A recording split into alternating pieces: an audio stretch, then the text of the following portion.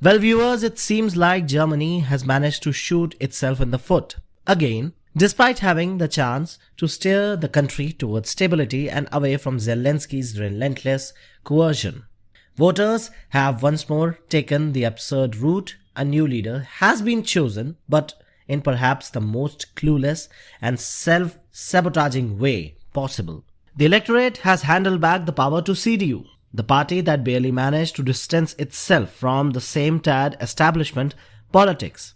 Their victory was a weak slap to their old partner, the SPD, hardly a defeat worth boasting about. And the AfD, the only party promising a real shake-up, well, it was sidelined by the Germans. Despite being the third largest party democratically, they are not so strong. And apparently, SPD and CDU are back in power again. So Germany has now returned to the failed playbook led by another figure who was once clung to Olaf Scholz like a shadow. And the result is that a nation that was already sleepwalking into a crisis is now gearing up for a war at a breakneck speed. The slope wasn't just slippery, it is now on a full nosedive into uncertainty. Every bad decision carries a price, and for Germany, that price is about to be paid with interest. Germany is now inching closer to a military conscription. Yes, that very same policy it proudly scrapped over a decade ago.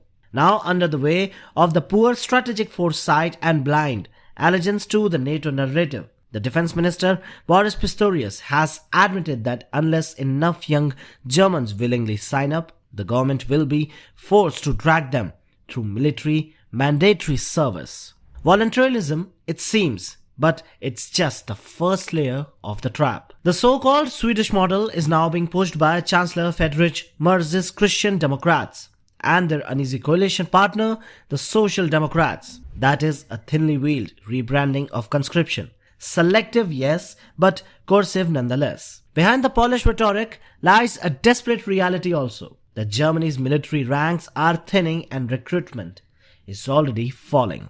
Pistorius' message to the Bundestag made it clear. Initially voluntarily could quickly become into quietly compulsory. And with the enlistment numbers falling by 7% in 2023, no amount of PR can hide the military's recruitment crisis. A short-term spike in application this year driven by fear, not patriotism, is hardly a sign of long-term sustainability. The ambition is also quite enormous, to boost numbers from 180,000 to almost 200,000 by 2031.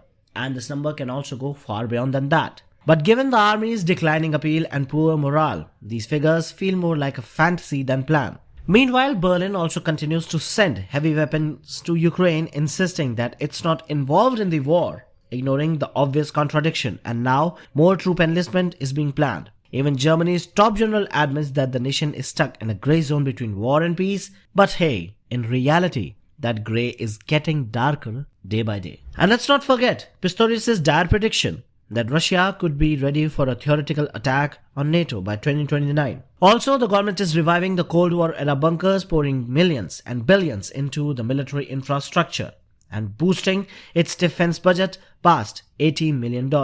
Despite denying any direct involvement in Ukraine, Germany sends heavy weapons while preparing its citizens for a long conflict that NATO claims could erupt by 2029.